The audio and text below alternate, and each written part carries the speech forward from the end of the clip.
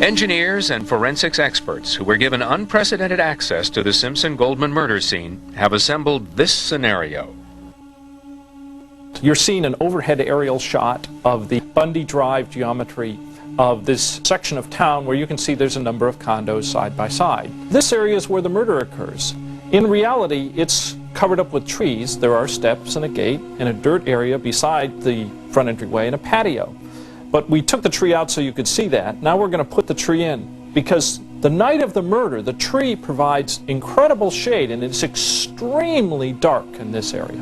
At this point, Mr. Goldman comes up to the gate, punches it, and rings the doorbell.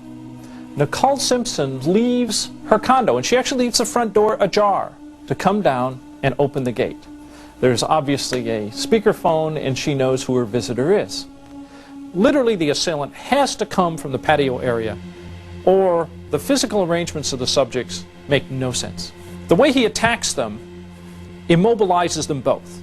He hits the right side of Mr. Goldman's face with his left hand, and does so very hard. There's a substantial bruise on the right side of his face.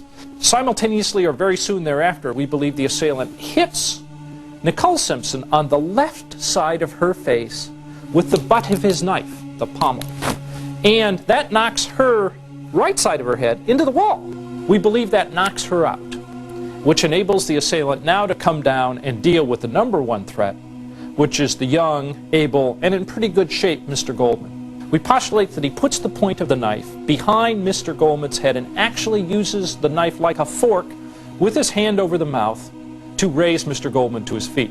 The medical examiner has testified that that wound alone would have been sufficient to kill Mr. Goldman if nothing else had been done to him. It's obvious from the medical evidence that the assailant has a hand over Mr. Goldman's mouth, is having a talk with Mr. Goldman, and is emphasizing his points with the knife. The next fatal blow received by Mr. Goldman is a plunge right over his heart, hitting him in the left side of his torso. Another thrust, again from the back, upwards under the rib cage, which is also a fatal thrust. And he takes a final knife blow in this side, another fatal wound. And we postulate he falls away into the fence. We see abrasion marks down the back of his scalp, which we believe is a result of falling down the fence. And then he falls over, and that is literally the position he is found by the police the next morning. With Mr. Goldman dealt with, the assailant is now free to turn his attention to Nicole. The assailant uses the same technique to lift her as he does Mr. Goldman. Hand over mouth, most important. It's clear, again, that the assailant is talking to Nicole Simpson. The reason we know this is before the final fatal cut of her throat, there are 3 other small cuts on her throat, parallel to where the fatal blow is going to be administered. It's clearly, again, torture. The final cut across her throat is going to be delivered with her head cocked substantially back. And the strength in that cut is enormous.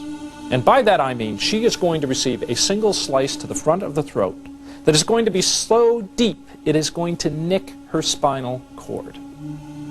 That requires tremendous strength for a single cut. I don't care how sharp your knife is. The assailant notices he has lost his wool cap. And in the animation, he touches his head. Unlike our animation, which has got enough light level for you to see what's going on, in the real scene, this was very, very dark, and it's a dark wool cap. He's trying to feel for the wool cap. He can't feel anything through the gloves. He has to take the gloves off to feel for the wool cap. By taking off both gloves and not being careful about it, he actually ends up leaving a glove behind and not retrieving the wool cap. We speculate that something disturbed him in his search and cut it short, whether it be a dog barking or some neighbor's voice or something. When the investigators arrive, they're going to find Nicole's body in this position, Mr. Goldman's in this one. They're going to find the knit skull cap here. They're going to find a glove very close by it, Mr. Goldman's pager, and his keys are all going to be found in these relative positions.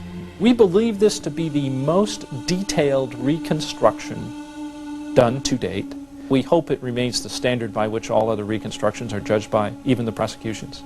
Of course, an animation from the O.J. Simpson defense team would show a different conclusion. But for this animation, failure investigators used evidence presented in court, autopsy reports, and detailed data they gathered from the scene of the murders. The medical evidence is literally the most important to establishing this scenario of the crime. The choreography, the movement of the characters through the scene, has been driven by the medical evidence, because the choreography has to produce the wounds and they have to be produced in a certain order. The hat is found with, I believe the number is 26 African American hairs in it. There doesn't seem to be any contrary testimony or even dispute over the hat as belonging to the assailant, so we merely followed the physical evidence of the scene.